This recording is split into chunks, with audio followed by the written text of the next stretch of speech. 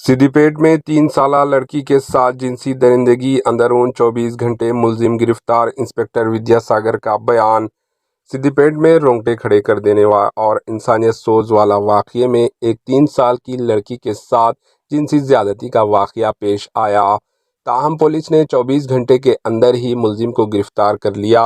Inspector 3 town police Vidyasagar ने इस case की तफसीलात बताई। सिद्दीपेट के इलाके में एक अपार्टमेंट की तामीर जारी है, जहां नेपाल से ताल्लुक़ रखने वाले एक शख्स को चौकीदार के तौर पर मुकर्रर किया गया, जो ये नौकरी करते हुए अपार्टमेंट के अहाते में ही अपने अफराद ख़ानदान के साथ मुकीम हैं। 19 अगस्त को दोपहर के वक्त इसी अपार्टमेंट में पेंटिंग का काम करने वाले अजय नामी शख्स ने चौकीदार की मासूम 3 साला पोती को अपने कमरे में ले जाकर जिनसी ज़्यादती का निशाना बनाया।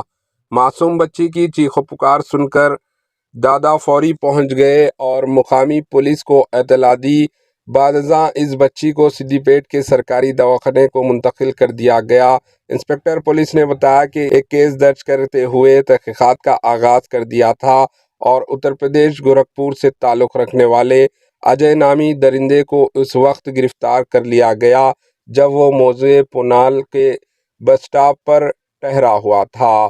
पुलिस ने इसे बादशाह अदालती तहवील में दिया गया। इसी दौरान सरकारी दवाखाने के डॉक्टरों ने बताया कि बच्ची की हालत मुस्तकिम है। Bureau report, AHN news. AHN news को लाइक करें, शेयर करें और सब्सक्राइब करना ना भूलें।